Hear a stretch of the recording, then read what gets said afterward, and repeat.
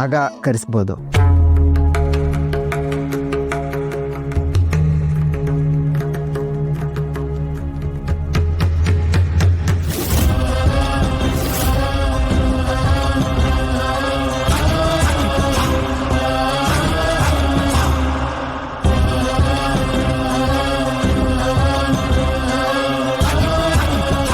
ಲಕ್ಷ್ಮಿ, ಹೊಡೋಣ.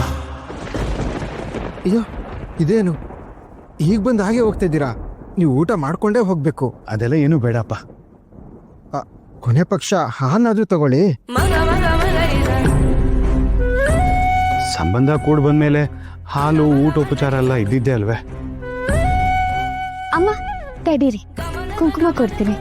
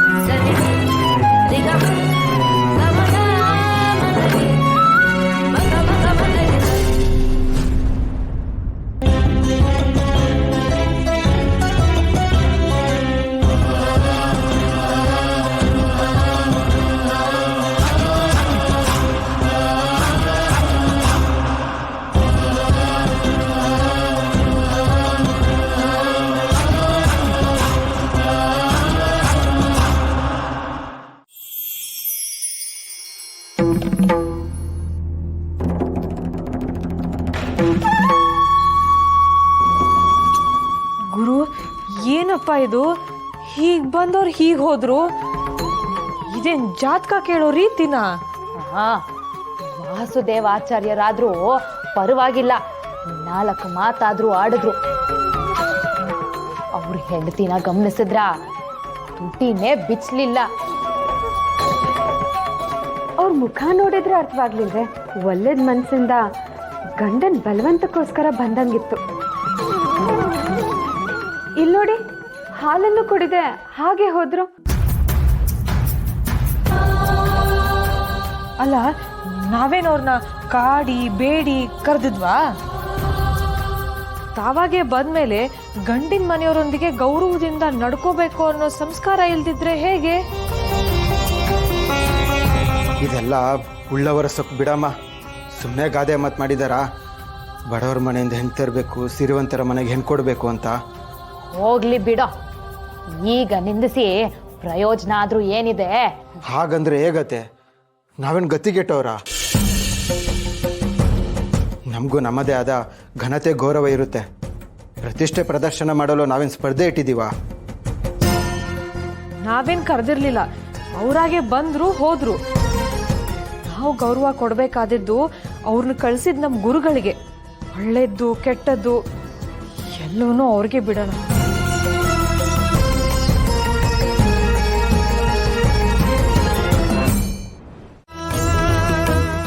ಇಲ್ಲ, ನಾನು ಎಚ್ಚರ ತಪ್ಪಬಾರದು. ಯಾವುದೇ ಕಾರಣಕ್ಕೂ ಎಚ್ಚರ ತಪ್ಪಬಾರದು.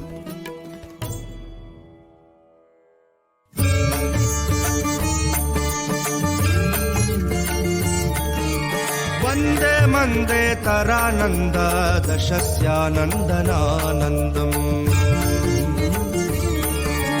ವಂದೇ ಮಂದೇ ತರಾನಂದ ದಶಸ್ಯಾನಂದನಾನಂದಂ.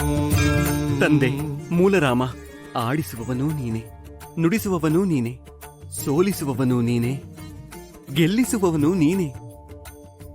ಭಕ್ತಿ ನನ್ನದು, ಕಾಯುವ ಕೆಲಸ ನಿನ್ನದು.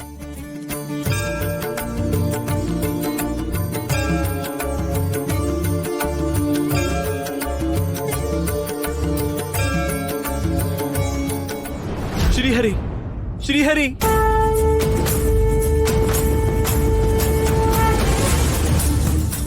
ವೆಂಕಟನಾಥ,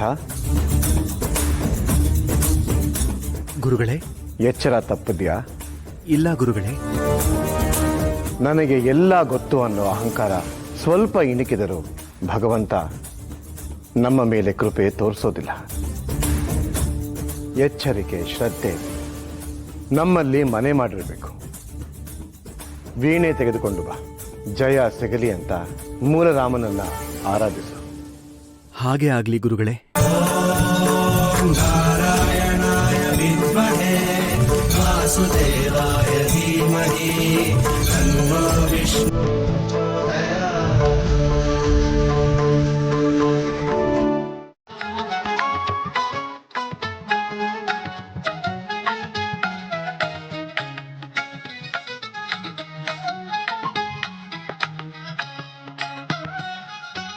ನೀನ್ಯಾಕೋ ನಿನ್ನ ಹಂಗ್ಯಾಕೋ ರಂಗ, ನೀನ್ಯಾಕೋ ನಿನ್ನ ಹಂಗ್ಯಾಕೋ ರಂಗ, ನಿನ್ನ ನಾಮದ ಬಲ ಒತ್ತಿರೆ ಸಾಕೋ, ನಿನ್ನ ನಾಮದ ಬಲ ಒತ್ತಿರೆ ಸಾಕೋ, ನೀನ್ಯಾಕೋ ನಿನ್ನ ಹಂಗ್ಯಾಕೋ ರಂಗ, ನೀನ್ಯಾಕೋ ನಿನ್ನ ಹಂಗ್ಯಾಕೋ ರಂಗ.